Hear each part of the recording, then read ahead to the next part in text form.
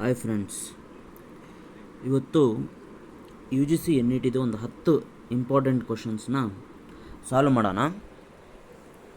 First question ಬಂದು G D P at factor cost is ಅಂತ ಹೇಳ್ತಾ ಇದ್ದಾರೆ. ಫಸ್ಟ್ ಜಿ ಡಿ ಪಿ ಅಂದರೆ ಏನು? ಜಿ ಡಿ ಪಿ ಅಂದರೆ ಗ್ರಾಸ್ ಡೊಮೆಸ್ಟಿಕ್ ಪ್ರಾಡಕ್ಟ್ ಅಂತ. ಇಲ್ಲಿ gross domestic product G D P so at factor cost ಅಂತ ಹೇಳ್ತಾನೆ. ನಮಗೆ ಫ್ಯಾಕ್ಟರ್ಸ್ ಆಫ್ ಪ್ರೊಡಕ್ಷನ್ ಗೊತ್ತಿದೆ. ಈ ಫ್ಯಾಕ್ಟರ್ಸ್ ಆಫ್ ಪ್ರೊಡಕ್ಷನ್ ಅಲ್ಲಿ ಲ್ಯಾಂಡಿಗೆ ಖರ್ಚು ಮಾಡ್ತೀವಿ, ಲೇಬರ್ಗೆ ಖರ್ಚು ಮಾಡ್ತೀವಿ, ಈ ರೀತಿ ಇದಕ್ಕೆಲ್ಲದಕ್ಕೂ ಕೂಡ ನಾವು ಫ್ಯಾಕ್ಟರ್ಸ್ ಆಫ್ ಪ್ರೊಡಕ್ಷನಲ್ಲಿ ಕಾಸ್ಟ್ಗೆ ಅದೆಲ್ಲ ಕೂಡ ಇನ್ಕ್ಲೂಡ್ ಆಗುತ್ತೆ. So G D P at factor cost ಅಂತ ಹೇಳಿದ. ನೀವು ಭಾಳ ಗಮನಿಸಬೇಕಾಗಿರೋದು ಇಲ್ಲಿ ಫ್ಯಾಕ್ಟರ್ ಕಾಸ್ಟ್. ಇನ್ನೊಂದೇನು ಹೇಳ್ತಾನೆ ಅಂತ ಹೇಳಿದ್ರೆ G D P at market price ಅಂತ ಹೇಳ್ತಾನೆ. ಸೊ ಇಲ್ಲಿ ಫ್ಯಾಕ್ಟರ್ ಕಾಸ್ಟಲ್ಲಿ ಕಾಸ್ಟ್ ಆಫ್ ಪ್ರೊಡಕ್ಷನ್ನು, ಈ ಪ್ರೊಡಕ್ಷನ್ ಮಾಡೋದಕ್ಕೆ ಏನೆಲ್ಲ ಬೇಕಾಗ್ತದೆ ಟೋಟಲ್ ಕಾಸ್ಟನ್ನು ಇಲ್ಲಿ ಆ್ಯಡ್ ಮಾಡ್ತೀವಿ. ಎಲ್ಲ ಟೋಟಲ್ ಕಾಸ್ಟನ್ನ ಆ್ಯಡ್ ಮಾಡ್ತೀವಿ. ಇದು ಈ ಥರ ಏನು ನಾವು ಗ್ರಾಸ್ ಡೊಮೆಸ್ಟಿಕ್ ಪ್ರಾಡಕ್ಟ್ಗಳನ್ನು ಮ್ಯಾನುಫ್ಯಾಕ್ಚರ್ ಮಾಡ್ತೀವಿ ಬಿಫೋರ್ ಮಾರ್ಕೆಟ್, ಅದು ಮಾರ್ಕೆಟಿಗೆ ಹೋಗೋದಕ್ಕಿಂತ ಮುಂಚೆ ಬರ್ತಕ್ಕಂತಹ ಎಲ್ಲ ಎಕ್ಸ್ಪೆಂಡಿಚರ್ಗಳನ್ನು ನಾವು ಫ್ಯಾಕ್ಟರ್ಸ್ ಕಾಸ್ಟಲ್ಲಿ ಹಾಕ್ತೀವಿ. ಈ ಫ್ಯಾಕ್ಟರ್ ಕಾಸ್ಟಲ್ಲಿ ನಮಗೆ ಇನ್ನೊಂದೇನು ಅರ್ಥ ಮಾಡ್ಕೊಬೇಕು ಅಂತ ಹೇಳಿದ್ರೆ, ಇಲ್ಲಿ ಈ ಟ್ಯಾಕ್ಸನ್ನ ಯಾವಾಗ ಹಾಕ್ತಾರೆ ಫ್ಯಾಕ್ಟರ್ ಕಾಸ್ಟ್ ಅಂತ ಹೇಳಿದ್ರೆ, ಫ್ಯಾಕ್ಟರ್ ಕಾಸ್ಟಲ್ಲಿ ಟ್ಯಾಕ್ಸನ್ನ ಹಾಕಲ್ಲ. ಟ್ಯಾಕ್ಸ್ ಹಾಕಿದ ತಕ್ಷಣ ಅದೇನಾಗುತ್ತೆ, ಮಾರ್ಕೆಟ್ಗೆ ಆ ಪ್ರಾಡಕ್ಟ್ ಹೋಗುತ್ತೆ. ಸೊ ಅವಾಗೇನಾಗುತ್ತೆ, G D P at market price ಅಂತೇಳಿ ಬರುತ್ತೆ. ಅದಕ್ಕೋಸ್ಕರನೇ ಇಲ್ಲಿ G D P at factor ಕಾಸ್ಟಿಗೆ ನಾವು ಟ್ಯಾಕ್ಸ್ ಇನ್ಕ್ಲೂಡ್ ಮಾಡಲ್ಲ. ಅದಕ್ಕೋಸ್ಕರ ಇಲ್ಲಿ ಒಂದು ಅರ್ಥ ಆಯಿತು. So G D P at factor cost does not include the tax. ಹಾಗಾದರೆ ಮೈನಸ್ ಟ್ಯಾಕ್ಸ್.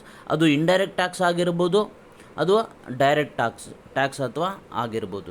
ಸೊ ಇಂಡೈರೆಕ್ಟ್ ಟ್ಯಾಕ್ಸಲ್ಲಿ ಮತ್ತೆ ನಮಗೆ ಏನೇನು ಬರುತ್ತೆ ಅಂತ ಹೇಳಿದ್ರೆ, ಸೊ ಈ ಇಂಡೈರೆಕ್ಟ್ ಟ್ಯಾಕ್ಸಲ್ಲಿ ಮತ್ತು ನಾವು ನೆಟ್ ಇಂಡೈರೆಕ್ಟ್ ಟ್ಯಾಕ್ಸ್ ಅಂತೇಳಿ ತೆಗಿತಾ ಬರ್ತೀವಿ.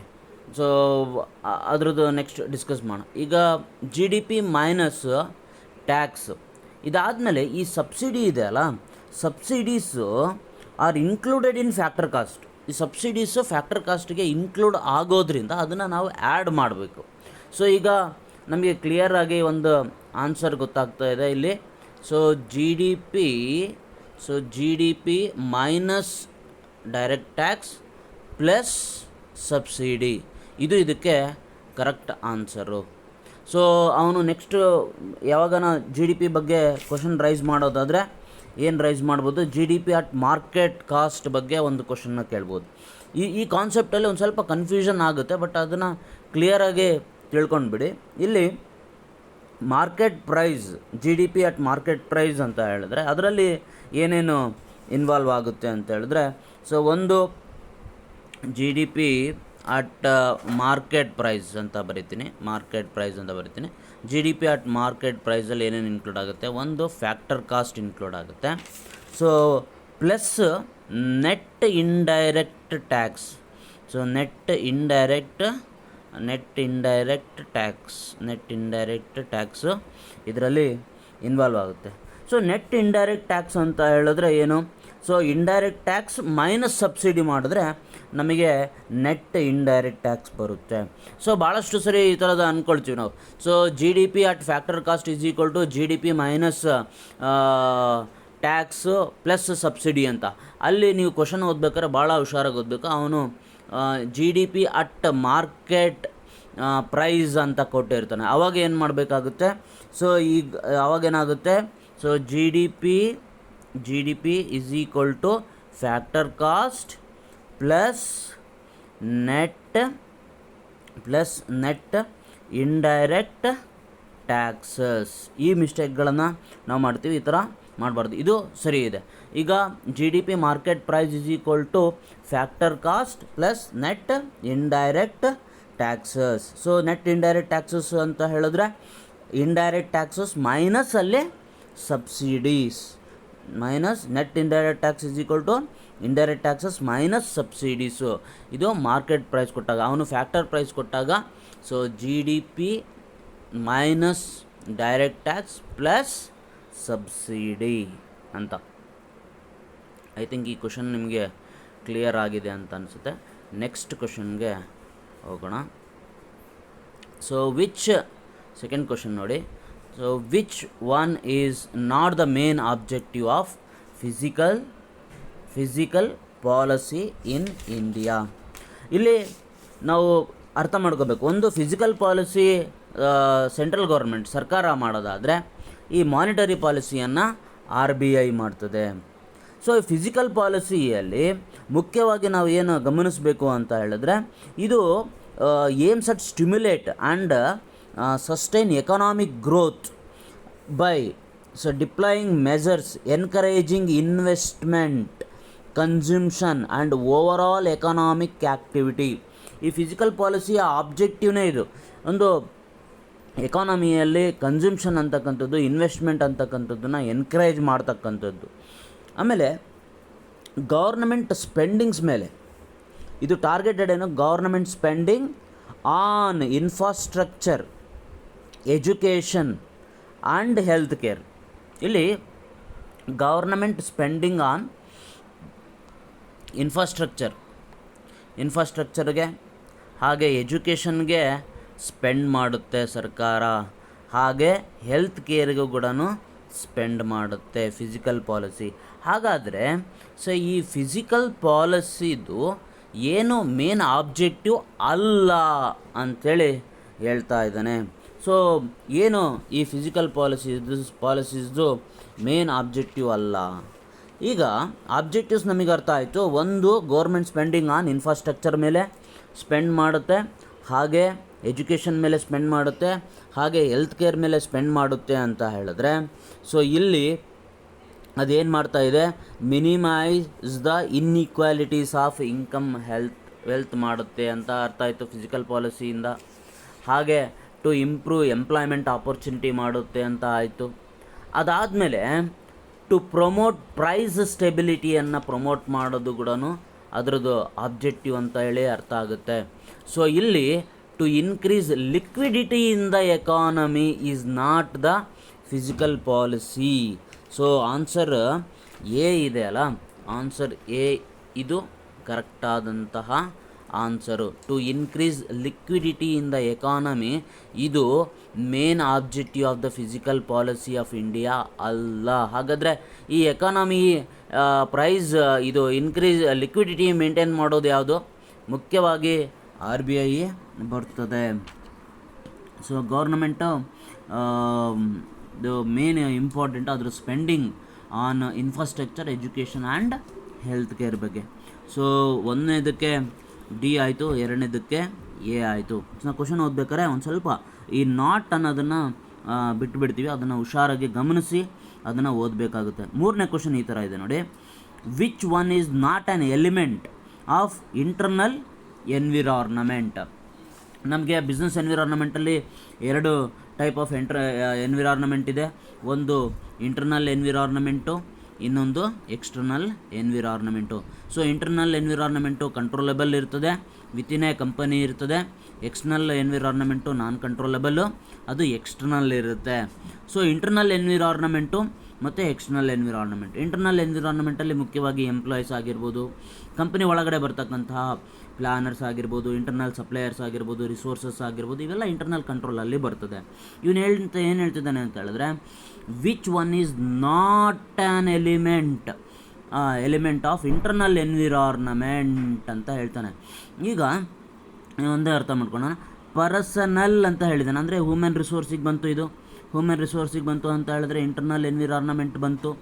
ಹಾಗೆ ಆಪರೇಷನಲ್ ಅಂತ ಹೇಳಿದ್ರೆ ಇದು ಕೂಡ ಆಪರೇಷನಲ್ ಆ್ಯಕ್ಟಿವಿಟೀಸ್ ಕಂಪನಿ ಒಳಗಡೆ ಬರುತ್ತೆ. ಇದು ಕೂಡ ಒಳಗಡೆ ಬಂತು. ಹಾಗೆ ಮಾರ್ಕೆಟಿಂಗ್ ಕೆಪಬಿಲಿಟಿ, ಇದು ಕೂಡ ನಾವು ಏನಾದರೂ ಮಾರ್ಕೆಟಿಂಗ್ ಚೇಂಜಸ್ ಮಾಡಿ ಕಂಪ್ನಿನ ಇಂಪ್ರೂವ್ ಮಾಡೋದು, ಅದು ಕೂಡ ನಮ್ಮ ಕೈಯಲ್ಲಿರುತ್ತೆ. ಸೊ ಇದೆಲ್ಲ ಕೂಡ ಎಲಿಮೆಂಟು ವಿತಿನ್ ಎ ಕಂಪನಿಯಲ್ಲಿರುತ್ತೆ. ಆದರೆ ಮನಿ ಆ್ಯಂಡ್ ಕ್ಯಾಪಿಟಲ್ ಮಾರ್ಕೆಟ್ ಇದೆಯಲ್ಲ, ಇದು it is not a element of internal environment. So answer ಏನಿದಕ್ಕೆ? Money and capital market, C ಅಂತಕ್ಕಂಥದ್ದು. ಇದಾದಮೇಲೆ 4ನೇ ಕ್ವಶನ್ ಈ ಥರ ಇದೆ ನೋಡಿ. 4ನೇ ಕ್ವಶನ್ ಓದೋಣ. ಸೊ 4ನೇ ಕ್ವಶನ್ನಲ್ಲಿ out of the following, so which 4 benefits are available to host countries from MNCs ಅಂತೇಳಿ. ಈಗ ಯಾವುದೇ ಒಂದು ರಾಜ್ಯಕ್ಕೆ ಯಾವುದೋ ಒಂದು MNC ಕಂಪನಿ ಬರ್ತಾ ಇದೆ ಅಂತ ಹೇಳಿದ್ರೆ ಅಲ್ಲಿ ಏನೇನಾಗುತ್ತೆ? ಒಂದು ಮುಖ್ಯವಾಗಿ ಅಲ್ಲಿ ಕಂಪನಿಗಳು ಬರ್ತಾ ಇದ್ದಾವೆ ಅಂತ ಹೇಳಿದ್ರೆ ಅಲ್ಲಿರ್ತಕ್ಕಂತಹ ಒಂದು ಏರಿಯಲ್ಲಿ ಜಾಬ್ ಕ್ರಿಯೇಷನ್ ಆಗುತ್ತೆ, ಕ್ರಿಯೇಷನ್ ಆಫ್ ಜಾಬ್ ಆಗೇ ಆಗುತ್ತೆ, ಬೆನಿಫಿಟ್ಟು. ಹಾಗೆ ಬೂಸ್ಟ್ ಟು ದ ಲೋಕಲ್ ಎಕಾನಮಿಯನ್ನು ಬೂಸ್ಟ್ ಮಾಡ್ತದೆ ಅಲ್ವಾ. ಹಾಗೆ ಈ MNCಗಳು ಏನು ಮಾಡ್ತದೆ? ಟ್ಯಾಕ್ಸ್ ಕಟ್ತದೆ, ಲೋಕಲ್ ಗೌರ್ಮೆಂಟಿಗೆ ಟ್ಯಾಕ್ಸ್ ಕಟ್ತದೆ. ಹಾಗೆ ಹೊಸ ಟೆಕ್ನಾಲಜಿಯನ್ನು ತೊಗೊಂಡು ಬರ್ತವೆ. ಹಾಗೆ ಕಾಂಪಿಟೇಷನ್ನು ಕೂಡ ಅಲ್ಲಿ ಇಂಪ್ರೂವ್ ಆಗುತ್ತೆ, ಇಂಪ್ರೂವ್ ಆಫ್ ಕ್ವಾಲಿಟಿ ಆಗುತ್ತೆ. ಹಾಗೆ ಚಾಯ್ಸ್ ಆಫ್ ಪ್ರಾಡಕ್ಟ್ಸ್ ಕೂಡ ಜಾಸ್ತಿ ಆಗ್ತಾ ಬರುತ್ತೆ. ಇಲ್ಲೇನು ಹೇಳ್ತಾನೆ? Out of the following which 4 benefits are available to host countries ಅಂತ ಹೇಳ್ತಾ ಇದ್ದೇನೆ. ಯಾವುದೆಲ್ಲ ಬೆನಿಫಿಟ್ ಸಿಗುತ್ತೆ ಇವಾಗ ಹೋಸ್ಟ್ ಕಂಟ್ರಿಗೆ? ಸೇಮ್ ಏನೆಲ್ಲ ಸಿಗುತ್ತೆ?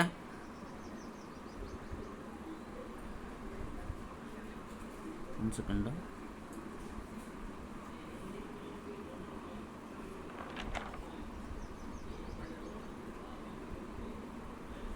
ಇಲ್ಲಿ ನೋಡಿ ಕ್ವಶನ್ ಈ ಥರ ಇದೆ. ಏನೆಲ್ಲ ಸಿಗುತ್ತೆ ನಾನು ಹೇಳಿದೆ. ಈಗ ಹೋಸ್ಟ್ ಕಂಟ್ರೀಸ್ಗೆ ಏನೆಲ್ಲ MNC ಕಂಪ್ನಿಯಿಂದ ಬರುತ್ತೆ? ಒಂದು ಟೆಕ್ನಾಲಜಿ ಬರುತ್ತಾ? ಸೊ ಟೆಕ್ನಾಲಜಿ ಬರುತ್ತೆ. ಎರಡನೇದು ಲರ್ನಿಂಗ್ ಆಫ್ ಬಿಸ್ನೆಸ್ ಅಂತ ಇದೆ. ಸ್ಟ್ರಾಟಜಿಕ್ ಇನ್ಫಾರ್ಮೇಷನ್ ಶೇರಿಂಗ್ ಇಲ್ಲೇ ಒಂದಿದೆ ನೋಡಿ. 4ನೇದು ಕ್ರಿಯೇಷನ್ ಆಫ್ ಜಾಬ್ ಆಗುತ್ತೆ. ಹಾಗೆ ಬೆಟರ್ ಯುಟಿಲೈಸೇಷನ್ ಆಫ್ ರಿಸೋರ್ಸಸ್ ಆಗ್ಬೋದು. ಹಾಗೆ improved competition in local economy. So ಇವಿರ್ತಕ್ಕಂಥದ್ದು ಯಾವುದನ್ನ ಪಾಯಿಂಟ್ ಇದೆಯಾ ನೋಡಿ. ಒಂದು ಟ್ರಾನ್ಸ್ಫರ್ ಆಫ್ ಟೆಕ್ನಾಲಜಿ ಎಲ್ಲಿದೆ? ಆನ್ಸರ್ ಸಿ ಅಲ್ಲಿದೆ. 4th one creation of job ಕೂಡ ಇದೆ. ಸೊ ಸಿ ಅಲ್ಲಿ 1, 4 ಇದೆ. ಹಾಗೆ ಬೆಟರ್ ಯುಟಿಲೈಸೇಷನ್ ಆಫ್ ರಿಸೋರ್ಸಸ್ ಆಗುತ್ತೆ, 5 ಇದೆ. ಹಾಗೆ 3rd one improved competition in local economy. So answer C ಅಂತಕ್ಕಂಥದ್ದು ಇದಕ್ಕೆ ಆನ್ಸರು. ಸೊ ನಾವು ಒಂದು ಸ್ವಲ್ಪ ಥಿಂಕ್ ಮಾಡಬೇಕು. ಸೊ ಏನೆಲ್ಲ ಬೆನಿಫಿಟ್ಟು ಆ ಕಂಪನಿಗಳಿಗೆ ಆಗ್ತದೆ ಅಂಥೇಳಿ. ಅದಾದಮೇಲೆ 5ನೇ ಕ್ವಶನ್ ನೋಡಿ. Environmental degradation does not consist of. So ನಮಗೀಗ ಎನ್ವಿರಾನ್ಮೆಂಟ್ ಡಿಗ್ರೇಡೇಷನ್ ಆಗುತ್ತೆ ಅಂದರೆ ಅಬ್ವಿಯಸ್ಲಿ ನಮಗೇನಾಗುತ್ತೆ? ಅಲ್ಲಿ ಪ್ರಾಬ್ಲಮ್ ಆಗುತ್ತೆ. ಒಂದು ಡಿಪ್ಲೇಷನ್ ಆಫ್ ರಿಸೋರ್ಸಸ್ ಆಗಿರ್ಬೋದು. ಕ್ವಾಲಿಟಿ ಆಫ್ ಏರ್ ಏನಾಗುತ್ತೆ? ಕೆಡುತ್ತೆ. ವಾಟರ್ ಪೊಲ್ಯೂಷನ್ ಆಗುತ್ತೆ. ಹಾಗೆ ಸಾಯಿಲ್ ಕೂಡ ಅಲ್ಲಿ ಕೆಟ್ಟೋಗುತ್ತೆ ಡಿಗ್ರೇಡೇಷನ್ ಆಗೋದ್ರಿಂದ. ಅಲ್ಲಿ ಲ್ಯಾಂಡ್ ಡಿಗ್ರೇಡೇಷನ್ ಆಗುತ್ತೆ. ಲ್ಯಾಂಡ್ ಡಿಗ್ರೇಡೇಷನ್ ಆಗುತ್ತೆ. Problem of over gazing and ecological degradation ಆಗುತ್ತೆ. ಫ್ಲಡ್ಸ್ ಬರೋ ಚಾನ್ಸಸ್ ಕೂಡ ಇರುತ್ತೆ. ಸೊ ಇದೆಲ್ಲ ಕೂಡ ಎನ್ವಿರಾನ್ಮೆಂಟಲ್ ಡಿಗ್ರೇಡೇಷನ್ನೇ. ಇವೆಲ್ಲ ಕೂಡ ಡಸ್ ನಾಟ್ ಕನ್ಸಿಸ್ಟ್ ಅಂತ ಹೇಳಿದ್ರೆ none of the above is the answer. ಇದಕ್ಕೆ ಏನು ಆನ್ಸರ್ ಇದು? ಸೊ 5ನೇದಕ್ಕೆ D, none of the above is the answer. ಇದಾದಮೇಲೆ ನೋಡಿ ಒಂದು ಫೈನಾನ್ಷಿಯಲ್ದು ಒಂದು ಕ್ವಶನ್ ಕೇಳಿದ್ದಾನೆ ಇಲ್ಲಿ. ಸೊ ಈ ಫೈನಾನ್ಷಿಯಲಲ್ಲಿ ವಿಂಡೋ ಡ್ರೆಸ್ಸಿಂಗ್ ಈಸ್ ಪ್ರಾಹಿಬಿಟೆಡ್ ಅಂತ ಹೇಳ್ತಾನೆ. ಈ ವಿಂಡೋ ಡ್ರೆಸ್ಸಿಂಗ್ ಅಂತ ಹೇಳಿದ್ರೆ ಏನಪ್ಪ ಅಂತ ಹೇಳಿದ್ರೆ ಇದು ಅಕೌಂಟಿಂಗ್, ಪ್ಯೂರ್ಲಿ ಅಕೌಂಟ್ಸಲ್ಲಿ ಬರುತ್ತೆ. ಕೆಲವು ಟೈಮಲ್ಲಿ ಫೈನಾನ್ಷಿಯಲ್ ಅಕೌಂಟಲ್ಲಿ ಏನು ಮಾಡ್ತಾರೆ ಅಂತ ಹೇಳಿದ್ರೆ ಅಷ್ಟು ನಮಗೆ ಲಾಭ ಆಗಿರಲ್ಲ, ಅಷ್ಟು ನಂಬರ್ಗಳೇ ಬಂದಿರಲ್ಲ. ಅದನ್ನು ಆ ನಂಬರ್ಗಳನ್ನು ತೋರಿಸ್ಕೊಳ್ಳೋದ್ರ ಮುಖಾಂತರ ಬೇರೆ ಇನ್ವೆಸ್ಟರ್ಸ್ಗಳಿಗೂ ಇನ್ನೊಬ್ಬರಿಗೆ ಅಟ್ರ್ಯಾಕ್ಟ್ ಮಾಡ್ತಕ್ಕಂಥದ್ದು ಆಗ್ತಾ ಬರುತ್ತೆ. ಈ ಥರ ಮಾಡಬಾರ್ದು ಅಂಥೇಳಿ ಒಂದು ವಿಂಡೋ ಡ್ರೆಸ್ಸಿಂಗ್ನ ಮಾಡಬಾರ್ದು, ಈ ಥರ ವಿಂಡೋ ಡ್ರೆಸ್ಸಿಂಗು ಆಗಬಾರ್ದು. ಅದಕ್ಕೋಸ್ಕರ ಇದನ್ನು ಪ್ರಾಹಿಬಿಟ್ ಮಾಡ್ತಾರೆ. ಅದ್ರದ್ದು ಮೇನು ಒಂದು ಮುಖ್ಯ ಉದ್ದೇಶ ಬಂದ್ಬಿಟ್ಟು ಏನಪ್ಪ ಅಂತ ಹೇಳಿದ್ರೆ, ಸೊ ಕನ್ವೆನ್ಷನ್ ಆಫ್ ಡಿಸ್ಕ್ಲೋಸರಲ್ಲಿ ಇದು ಬರುತ್ತೆ. ನಾವು ಆ್ಯಸ್ ಇಟ್ ಈಸ್ ಹೇಗಿರುತ್ತೆ ಅದನ್ನು ಅದೇ ರೀತಿಯಾಗಿ ತೋರಿಸ್ಬೇಕಾಗಿರುತ್ತೆ. ಅದಕ್ಕೋಸ್ಕರ ಇದನ್ನು ಪ್ರಾಹಿಬಿಟನ್ನ ಮಾಡಿದ್ದಾರೆ. 8ನೇದು ನೋಡಿ, ಒಂದು ಅಸರ್ಷನ್ ಇದೆ ಮತ್ತು ರೀಸನಿಂಗ್. ಸೊ ಇಲ್ಲಿ ನಾವೇನು ಗಮನಿಸಬೇಕು ಅಂತ ಹೇಳಿದ್ರೆ, ಅಸರ್ಷನ್ ಆ್ಯಂಡ್ ರೀಸನಿಂಗಲ್ಲಿ ಒಂದು second, assertion and reasoning. Assertion ಈ ಥರ ಹೇಳ್ತಾನೆ, ratio analysis is one of the tools employed to know the financial health of a concern. Yes, ಅವನೇನು ಹೇಳ್ತಿದ್ದಾನೆ, it is one of the tool ಅಂತ ಹೇಳ್ತಾನೆ. ಇದೇ ಟೂಲ್ನೇ ಯೂಸ್ ಮಾಡಬೇಕು ಅಂತೇನಿಲ್ಲ, it is one of the tools ಅಂತ ಹೇಳ್ತಾನೆ. ಹಂಗಂದ್ರೆ ಸರಿ, it is one of the tool ಅಂತ ಹೇಳಿದ್ರೆ ಸರಿ ಆಯಿತಾ. It is only the tool ಅಂತ ಹೇಳಿದ್ರೆ ಅಸರ್ಷನ್ ರಾಂಗ್ ಆಗಿಬಿಡೋದು. It is one of the tool. ಈ ಬೇರೆ ಬೇರೆ ಮೆಥಡಲ್ಲಿ ನಾವು ಬೇಕಿದ್ರೆ ಫೈನಾನ್ಷಿಯಲ್ ಹೆಲ್ತನ್ನು ನಾವು ಕನ್ಸಿಡರ್ ಮಾಡಬಹುದು. ಇದಕ್ಕೆ ರೀಸನ್ ಏನು ಹೇಳ್ತಾನೆ ನೋಡಿ, ರೀಸನ್ನು ಇದಕ್ಕೆ ಮ್ಯಾಚ್ ಆಗುತ್ತಾ. Ratio analysis is not the only technique, correct. It is not only one technique available to take investment decision. So ಇವಾಗ ನಮಗೇನು ಅನಿಸುತ್ತೋ, ಈಗ ಅಸರ್ಷನ್ನು ಸರಿ ಇದೆ, ಅದಕ್ಕೆ ಕೊಟ್ಟಿರ್ತಕ್ಕಂತಹ ರೀಸನ್ನು ಕೂಡ ಸರಿ ಇದೆ. ಹಾಗಂತ ಹೇಳಿದ್ರೆ 8ನೇದಕ್ಕೆ ಆನ್ಸರ್ ಏನು ಬಂತು, both A and R are true, ಎರಡು ಟ್ರೂ ಇದೆ.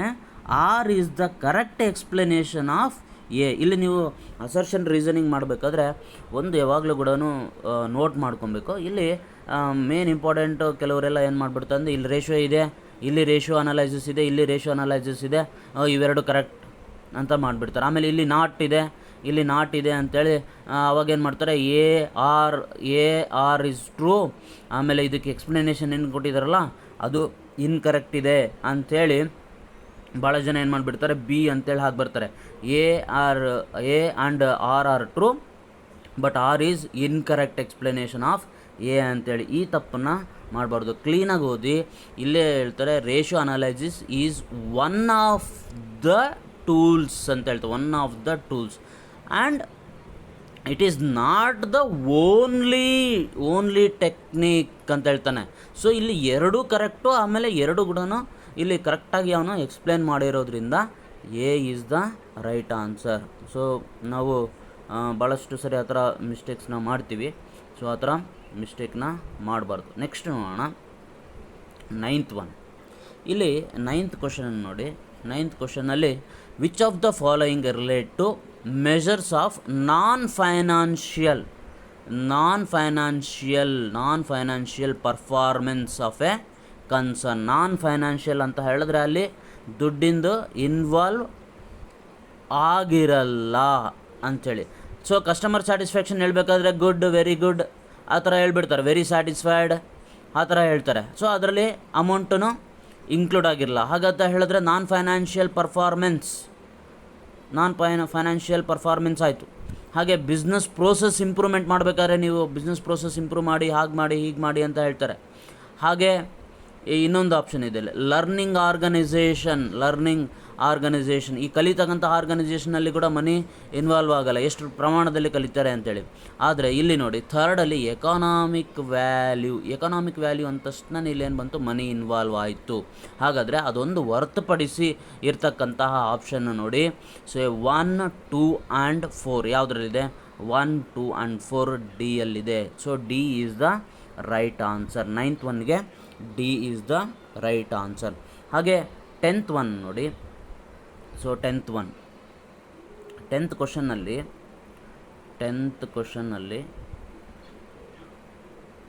Consider following parties. ಇಲ್ಲಿ ಫಸ್ಟ್ ಕ್ವಶನ್ ಓದಿ. ಫಸ್ಟ್ ಆಪ್ಷನ್ ಹೇಳಿದಾನೆ, secured creditors, okay, unsecured creditors ಇದ್ದಾರೆ. ಹಾಗೆ partners who have granted loans, partners who have contributed over and above profit sharing ratio, arrange them in correct sequence in the event of dissolution of A firm, ಇದನ್ನು ಅರ್ಥ ಮಾಡ್ಕೊಳ್ಳಿ. Dissolution of A firm ಅಂತ ಹೇಳಿದ್ರೆ ನಾವಿಲ್ಲಿ ಒಂದು ಫರ್ಮ್ನ especially firm ಅಂತ ಹೇಳಿದ್ರೆ ಅದು ಪಾರ್ಟ್ನರ್ಶಿಪ್ ಫರ್ಮೇ ಆಗಿರುತ್ತೆ. ಅದನ್ನು ನಾವು ಡಿಸಾಲ್ವ್ ಮಾಡ್ತಾ ಇದ್ದೀವಿ ಅಂದಾಗ ಯಾರ್ಯಾರಿಗೆ ಫಸ್ಟ್ ಇಂದ ಅವ್ರಿಗೆ ಏನೆಲ್ಲ ಬರಬೇಕಾಗಿರುತ್ತೆ, ಅಂದರೆ ಅವ್ರಿಗೆ ಅಮೌಂಟ್ ಏನು ಬರಬೇಕಾಗಿರುತ್ತೆ, ಅವ್ರಿಗೇನು ನ್ಯಾಯ ಒದಗಿಸ್ಬೇಕಾಗಿರುತ್ತೆ, ಯಾವ ರೀತಿ ಅದನ್ನು ಕ್ರಮೇಣವಾಗಿ ಮಾಡ್ಕೊಂಡು ಬರಬೇಕು. ಫಸ್ಟ್ ಏನಿದೆ, ಸೆಕ್ಯೂರ್ಡ್ ಕ್ರೆಡಿಟಾರ್ಸ್ ಇದ್ದಾರೆ. ಸೆಕ್ಯೂರ್ಡ್ ಕ್ರೆಡಿಟಾರ್ಸ್ ನಿಮಗೆಲ್ಲ ಗೊತ್ತಿರುತ್ತೆ. ಸೊ ಸೆಕ್ಯೂರ್ಡ್ ಕ್ರೆಡಿಟಾರ್ಸ್ ಏನಿದ್ದಾರೆ ಅವ್ರಿಗೆ ಮೊದಲು ನಾವು ಕೊಡಬೇಕಾಗುತ್ತೆ. ಅದಾದಮೇಲೆ ಅನ್ಸೆಕ್ಯೂರ್ಡ್ ಕ್ರೆಡಿಟಾರ್ಸ್ಗೆ ಕೂಡ ನಾವು ಕೊಡಬೇಕಾಗುತ್ತೆ. ಅದಾದಮೇಲೆ ಪಾರ್ಟ್ನರ್ಸ್ ಹೂ ಗ್ರಾಂಟೆಡ್ ಲೋನ್ಸ್, ಅದಾದಮೇಲೆ ಪಾರ್ಟ್ನರ್ಸ್ಗೆ ಯಾರೆಲ್ಲ ಲೋನ್ ಕೊಟ್ಟಿರ್ತಾರೆ, ಯಾರೆಲ್ಲ ಸಾಲ ಕೊಟ್ಟಿರ್ತಾರೆ ಅವ್ರಿಗೆ ಕೊಡಬೇಕಾಗಿರುತ್ತೆ. ಅದಾದಮೇಲೆ partners who have contributed over and above profit sharing ರೇಷಿಯೋಗಿನ್ನೂ ಜಾಸ್ತಿ ಅವ್ರು ಕಾಂಟ್ರಿಬ್ಯೂಟ್ ಮಾಡಿರ್ತಾರೆ, ಅವ್ರಿಗೆ ಲಾಸ್ಟಿಗೆ ಕೊಡಬೇಕಾಗಿರುತ್ತೆ. ಸೊ ಈ ಥರ ಇರ್ತಕ್ಕಂಥ ಸೀಕ್ವೆನ್ಸಲ್ಲಿ ಇರ್ತಕ್ಕಂಥದ್ದು ಯಾವುದು ಇದೆ ಅಂತಕ್ಕಂಥದ್ದನ್ನು ಈ ಆಪ್ಷನ್ಸಲ್ಲಿ ಚೆಕ್ ಮಾಡಿ. 1 2 3 4 1 2 3 4 ಸೀಕ್ವೆನ್ಸ್ ಆಗೇ ಇದೆ. ಸೊ 10ಕ್ಕೆ ಆನ್ಸರ್ ಏನಿದು, B is the right answer. So next ಇನ್ನೂ ಕ್ವಶನ್ಸ್ಗಳನ್ನು ಸಾಲ್ವ್ ಮಾಡ್ತಾ ಬರ್ತೀನಿ. ಸೊ ಇದು ಹೇಗಿತ್ತು ಅನ್ನೋದೊಂದು ನನಗೆ ಕಾಮೆಂಟ್ ಮಾಡಿ. ಅದ್ರ ಮೇಲೆ ನಾನು ನೆಕ್ಸ್ಟ್ ವೀಡಿಯೋ ಯಾವ ಥರ ಮಾಡಬೇಕು ಅಂಥೇಳಿ ನಾನು ಯೋಚನೆ ಮಾಡಿ ಮಾಡ್ತೀನಿ. Thank you.